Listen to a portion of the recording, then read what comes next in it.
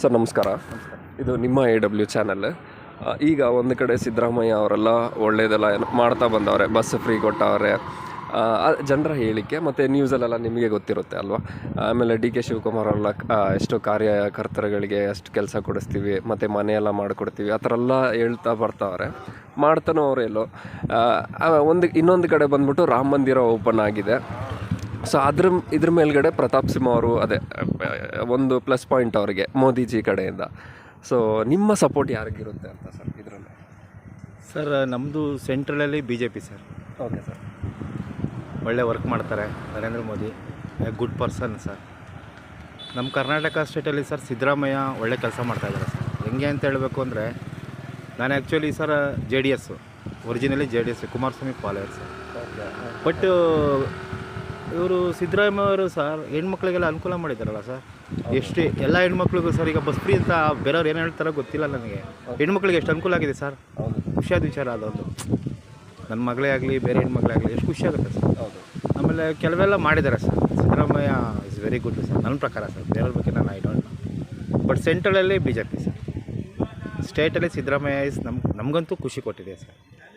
So ಈಗ ರಾಮ ಮಂದಿರ open ಮಾಡಿಕೊಟ್ರಲ್ಲ, ಅದಕ್ಕೆ ಅಂತಲೇ ನೀವು ಮೋದಿನ ಸಪೋರ್ಟ್ ಮಾಡ್ತಾ ಇದ್ದೀವಿ ಸರ್? ಇಲ್ಲ ಸರ್, ನಾವು ಆ ಥರ ಅಲ್ಲ ಸರ್. ನರೇಂದ್ರ ಮೋದಿ ಒಂಥರ ಜೆಂಟ್ಲ್ಮ್ಯಾನ್ ಸರ್, ತೂಕದ ವ್ಯಕ್ತಿ ಆ ಥರ ಅಷ್ಟೇ. ಇಲ್ಲಿ ಜಾತಿ ಅಥವಾ ದೇವರು ಅದೆಲ್ಲ ಬಿಡಿ ಸರ್.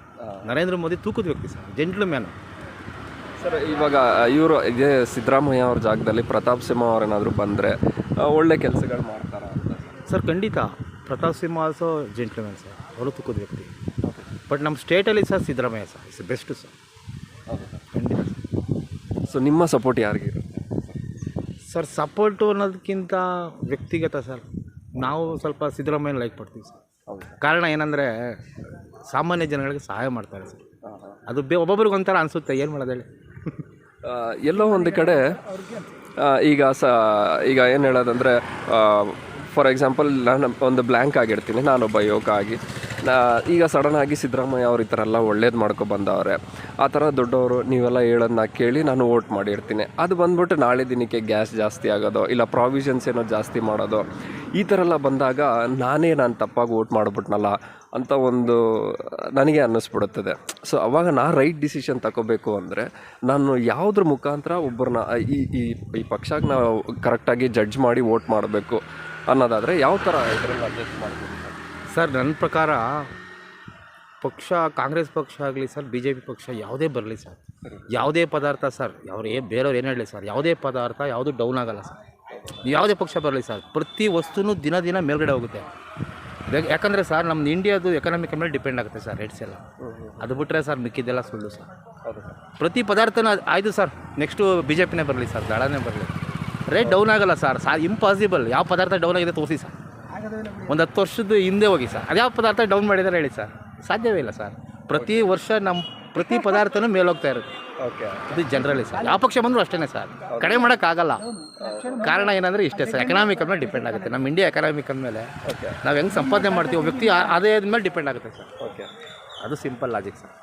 ಯಾವ ಪಕ್ಷ ಬಂದರೂ ಇಷ್ಟೇ ಸರ್, ಯಾವ ಪದಾರ್ಥನೂ ಡೌನ್ ಆಗಲ್ಲ ಸರ್, ಸುಳ್ಳು ಅದು. ಓಕೆ, ಆಯಿತು ಸರ್, ನೆಕ್ಸ್ಟ್ ಬೇಕಾದ್ರೆ BJP ಬರಲಿ ಸರ್, ಚೆಕ್ ಮಾಡಿ ಸರ್, ಒಂದು 5 ವರ್ಷ ಮೇಲೆ ಹೋಗೋದು, ಡೌನ್ ಆಗಲ್ಲ.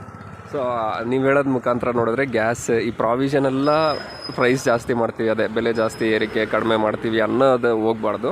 ಡೆವಲಪ್ಮೆಂಟ್ ಏನು ನಡೀತಾ ಇದೆ ನಮ್ಮ ಇದಕ್ಕೆ ಸರ್? ಒಂದು ಸಿಂಪಲ್ ಸರ್. ಸರಿ ಸರ್. ನನ್ನ ವೈಯಕ್ತಿಕವಾದ ಪ್ರತಿಯೊಬ್ಬ ಮನುಷ್ಯನೂ ಚೆನ್ನಾಗಿ ಸಂಪಾದನೆ ಮಾಡ್ಬೇಕು ಸರ್. ಪ್ರತಿ ವ್ಯಕ್ತಿ ಅರ್ನಿಂಗ್ ಯಾವಾಗ ಜಾಸ್ತಿ ಆಗುತ್ತೆ ಸರ್, ಅವಾಗ ಎಲ್ಲ ಟೋಟಲ್ ನಮ್ಮ ಇಂಡಿಯಾ ಸಮಸ್ಯೆನೇ ಸಾಲ್ವ್ ಆಗುತ್ತೆ ಸರ್. ಮೈನ್ ಥಿಂಗು ಸರ್, ನಾವು ಚೆನ್ನಾಗಿ ಸಂಪಾದನೆ ಮಾಡಿ ಪ್ರತಿ ವ್ಯಕ್ತಿದ್ದು ಆರ್ಥಿಕವಾಗಿ ಸ್ಟ್ರಾಂಗ್ ಆಗಬೇಕು ನಾವು. ಸರಿ ಸರ್. That is important.